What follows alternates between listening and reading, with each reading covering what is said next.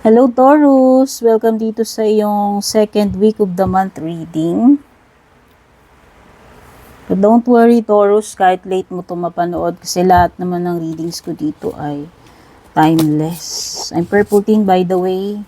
Don't forget to subscribe, like, follow para sa mga bago dito at sa mga matagal na maraming salamat sa patuloy na pagtangkilik, pagsuporta, sa lahat ng nag-join na membership subscription, sa lahat ng mga nag-share palagi ng mga readings natin, mga nagpapadala ng star super thanks, nag-avail ng private reading. Yung mga interesado sa private reading, tignan nyo na lang yung mga nakasulat sa description. Oh, so this is your overall energy for the week. Hold your vision, fixed moon. Tignan natin yung what to expect or the unexpected. Emotions are running high, super moon.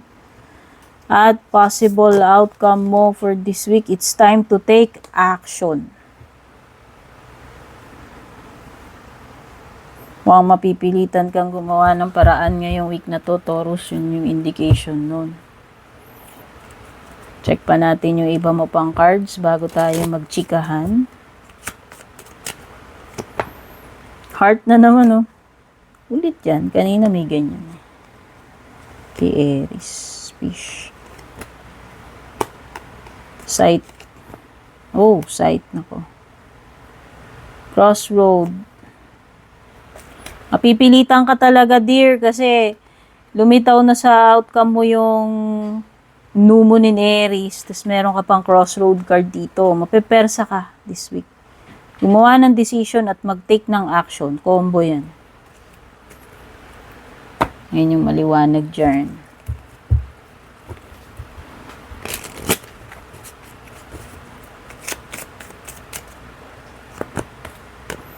Engagement ring. Oy, charot. Not today. Mukhang may ayaw makipag-usap. Umiiwas. Ayan. Pag-usapan na muna natin yung mga nandito bago natin ilatag yung mga tarot cards mo. So, ang yung overall energy is hold your vision. Okay? Wala kang dapat baguhin doon sa nakaplano mo na, naka-strategize mo na gagawin. Ang kailangan mo lang ay makapag-adapt ka dun sa situation. Which is, by the end of this week, or bago matapos tong week na to, you need to take action or gumawa ka ng isang decision. Combo pala yun yung binanggit ko kanina. Hold your vision. Mukhang nasa tama ka namang path eh. Kaya lang siguro kulang, may something na kulang pagdating doon sa part ng action. Okay? So, everything is good. Kailangan mo lang talaga i-push. Yun yung intindi ko dito. Para talagang maano mo yung outcome. And pagdating sa what to expect or the unexpected, emotions are running high. So, sa tingin ko ito ay isang blockage. No? Pagdating dito sa gagawin mo. Kasi pag once na naapektuhan ka na naman itong emosyon mo, pwedeng yun yung maging reason na makasabotage dun sa magandang outcome. Pwedeng magkamali ka ng decision, ng action, or pwedeng hindi ka makagawa ng decision, action dahil lang sa emotions. So, expect mo na magkakaroon ng mga eksena rito wherein magiging emotional ka. And pwedeng ito ay isang blockage para sa iyo, no? Your emotions kasi medyo malaki ang impluwensya niyan sa ano mo eh. Kung paano ka rin mag-isip, paano ka gumawa. Ayun ang intindi ko diyan. So, ayan na nga. Ito na tayo sa pinaka-outcome. Ano yung pupuntahan netong week na to base dito sa mga cards mo. Mapipersa ka nga talaga. So, halimbawa, i-associate na natin dun sa emotion. Sabihin na natin, sumapa rin loob mo eh. Hindi mo pa kayang kumilos. Kaso kailangan na. Or kahit masama yung loob mo, yun, ito yung dapat mong gawin. So, dapat maging objective ka. Set aside mo na lang muna yung mga emotions na yan para magawa mo yung tamang gagawin mo. Accomplish mo yung dapat mo accomplish. Okay, yun yung sinasabi ko kanina pa. No? Ayan, no, kasi meron kang crossroad dito eh. Definitely, there is a choice to make. Pwede ring may parting of ways dito or pagpili ng ibang, path na tatahakin. Kasi crossroad yan. Pagdating mo dun, sanga-sanga yun eh. Diba? Ayan, nakikita mo. Marami kang pwedeng maging outcome dito. Pwede kang mamili. Ano nang papasukin mo, alin yung itutuloy mo dyan, yung gagawin mo o sisimulan mo. Pero sabi ko nga, pwedeng may paghihiwalay ng landas din dito. Basta, ito na yung moment this week or bago matapos this week or the end of this week na kailangan mong makapag-decide, makapili. Matters of the heart, ito na naman yung mga emotions, feelings, pwedeng may love, romance this week. Anything related doon. Pwedeng light-hearted affair, kasi infatuation. So, this is something na hindi ganun kaseryoso siguro. Crush, infatuation, baka may nafe-feel kang ganyan for someone or may someone na nakakaramdam niyan sa'yo or vice versa kayo, hindi ko alam. Okay, pagdating naman sa iyong finances, sa negosyo mo, mukhang maganda naman ang flow. Since meron kang fish dito, ayan o. So, maganda. Siguro maraming transactions or successful yung mga gagawin mong transaction with clients, no. Andyan yung wealth, nandyan yung abundance. So, there is enough pagdating sa financial. Maganda ang takbo ng negosyo, ng kaperahan. Pero, merong nagbabadyang danger dito with the sight. Sinasabi dito, basta this is a warning card. Hindi ko ma-specify tungkol saan, pero maganda na lang na maging aware ka, ma-warn ka tungkol sa danger. It could be accident, it could be basta, lahat ng hindi mo inaasahan na pwedeng mangyari. Worst dito yung pwede kang ma-hospital, magkaroon ng mga surgery, ganyan, or pwedeng medical, pwede rin namang accidents, basta mga danger eh. Uy, pag sinabi nating harvest time, this is something na inani mo. Pwedeng bad karma or halimbawa, naging unhealthy ka na matagal na panahon, kaya ka pala nagkasakit, kaya ka pala na surgery. Kasi alam mo naman eh. Alam mo naman yung pinagagawa mo sa katawan mo. Yun yung aanihin mo rito. Yun yung napipil ko. It's like consequences or punishment sa mga mali, unhealthy na ginawa mo. Kaya ka ngayon magbabayad pagdating dun. Ngayon, i-harvest mo na yun. Ano yung mga bad na yan, unhealthy na yung ginawa mo sa katawan mo. Sorry naman, pero yun yung lumalabas, no? At pagdating sa clouds, this is a period of confusion. Why? Kasi nga, yung emotions mo, they're getting in the way, doon sa logic, doon sa tapat. Nako-confuse ka tuloy. No? Kasi umiiral siguro lagi yung puso. Hindi yung logic. Or, pwede rin naman itong mga temporary situation na pagdadaanan mo. Basta meron ditong period ng lacking clarity. Oo. Ito yung mga kaduda-duda or yung mga hindi ka sure ano yung mangyayari. Nag-aalangan ka. Nako-confuse ka tuloy, magulo yung isip, emosyon, yan. Pero temporary lang yan, hindi yan matagal. So, pagdating sa love life mo, ito na yon. Meron ditong lumilevel up yung connection ninyo. May label kayo, wala. O, kung may label kayo, pwedeng papunta na sa pakasal, engagement, pagsasama.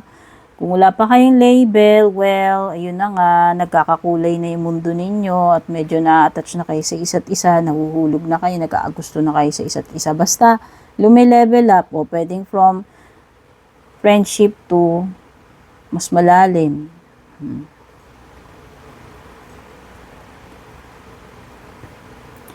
Pero yung iba dito, meron, okay, hati yung mga cards eh. Hindi ko makakontrol yan. Yung iba dito, single kayo. Oo, siguro ayaw nyo muna ng attachment or baka nagpapagaling pa kayo, hindi pa kayo okay. So, ang ginagawa ninyo is mag-focus na lang muna kayo sa mga tropa ninyo. Yun lang, banding-banding. Pero meron kasing lumilevel up dito. So, dalawang eksena yung mga napipick up ko dito sa cards. Oo, kasi iba dito nagmo-move on pa lang eh. Single. Pero kung may jowa ka, may kakonect ka, at may problema kayo, pwedeng hindi muna makikiconnect sa'yo to or ayaw mo makiconnect sa kanya. Meron ditong avoidance. Ayaw mo nang harapin yung problema. Ayaw mo na makipag-usap, makipagkita. Pero huwag kang mag-alala kasi nakikita ko naman na masosolve ninyo yung problem ninyo. Okay? And after netong pagsubok na to is malalagpasan nyo to for sure and mas magle-level up pa nga yung relationship ninyo. Mas magiging matatag pa kayo neto, yung samahan ninyo.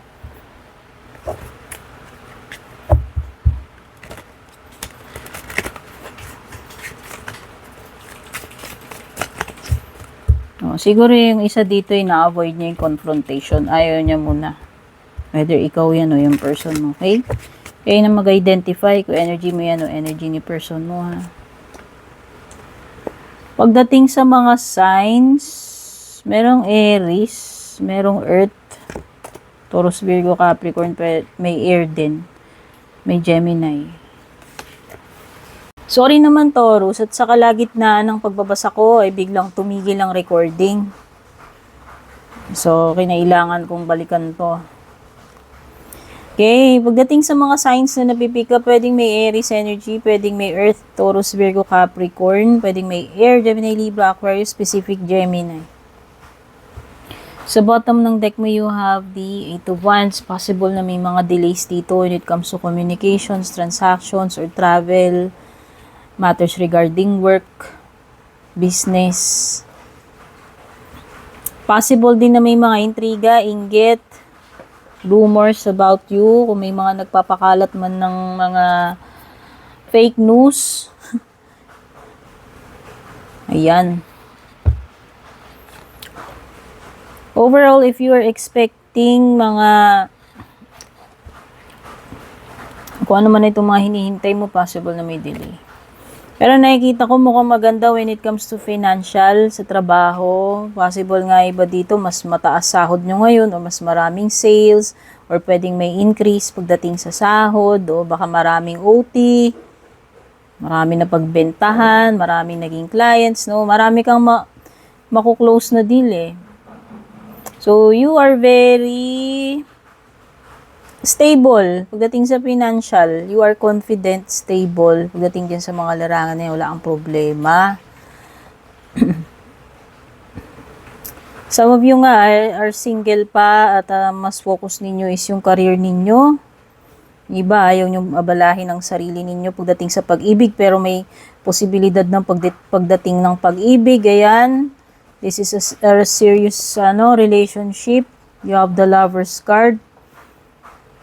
May pag-i-express na mga nararamdaman dito. Ayan, may romance, no?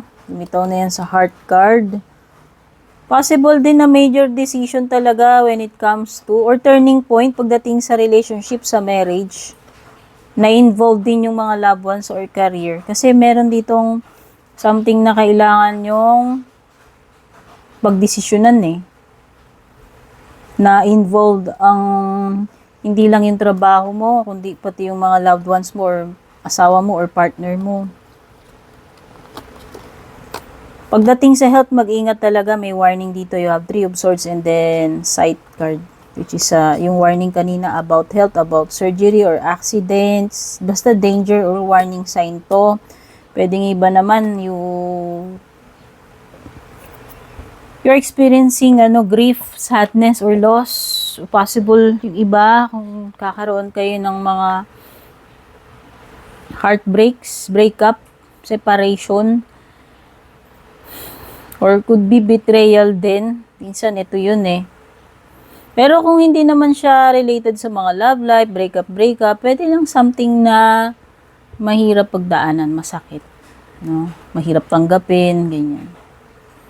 So, healing pwede rin naman. Kumbaga, pagka ganyan, hindi ka pa. Masakit pa yan, sariwa pa. So, medyo matagal pa healing. At you could be dealing with someone who is suspicious, binabantayan yung kilos mo, pinaghihinalaan, may mga ganyan energies. Someone who is nosy, usisera, or pwedeng pakialamero rin. Someone na madaling magbigay ng judgment niya kahit hindi pa naman niya proven, kahit hindi pa siya sigurado, sasabihin niya na ganito, ganyan. Okay, whether ikaw to, or may nakaka-deal ka na ganyan yung treatment sa'yo. Okay, so yan yung mga na-pick up ko dito sa iyong reading, Taurus. Don't forget to like, leave a comment dyan, pa-share na rin. Take care, God bless, babush. And kung balak nyo pong mag-book or mag-inquire ng personal